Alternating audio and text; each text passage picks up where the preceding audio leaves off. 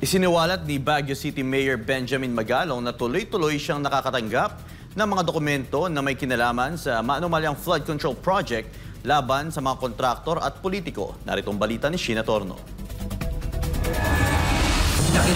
Kinumpirma ni Baguio City Mayor Benjamin Magalong na naisumite na niya kay Pangulong Bongbong Marcos Jr. ang listahan ng mga maanumalyang proyekto. Partikular na tinukoy ni Magalong ang listahan na may kinalaman sa flood control project sa Baguio at Benguet. Pinakita lang natin sa kanya na, sir, ito yung presyo niya ito para at least malaman niya na ganun pala katindi itong mga project.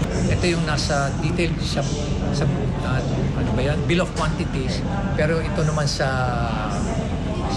market survey. Kabilang din sa laman ay pinadalang listahan kay PBBM ang pangalan ng mga kontraktor at maging ang mga kasabwat na politiko. Dagdag pa ng alkalde, nagalit umano ang Pangulo matapos itong ilahad ang nasa listahan. Bukod pa riyan, may nakatakda pang isumite na dokumento si Magalong kay Marcos Jr. Sa kasulukuyan, patuloy siyang nakakatanggap ng mga dokumento na naglalaman ng mga detalye ng mga maanumalyang proyekto mula sa iba't ibang lugar sa bansa. Hindi pa namin na-submit lahat. Meron pa kaming, kasi kung alam nyo, snapshot lang yun eh. Marami pa kami isasubmit sa kanya sa iba-ibang lugar. Kasi kailangan i-consolidate po para mas madali siyang ma-appreciate. Kasi kung hindi, kalat-kalat kasi dumating sa amin yan. So kailangan mo ayusin, kailangan in such a way na siya. Kumbaga, orderly siya, organized siya, para madali siyang maintindihan. Nilinaw pa nito, matagal na anya siyang nakatanggap ng mga dokumento. Hinihintay na lamang ni Magalong na magtalaga si Marcos Jr.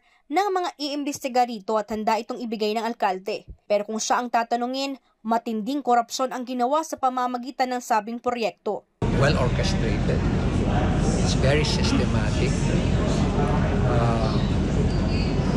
It's basically an organized crime. It's syndicated. Sa ngayon, wala naman anya siyang natatanggap na banta sa buhay matapos isiwalat ang anomalya sa flood control projects. Pero na lamang sa hamon sa kanya ng mga kongresista na humarap sa pagdinig. Hintay ko na nga lang yung mga notice nila, kaya nga ako nagtataka. Ang dami na nga nilang hamon sa akin.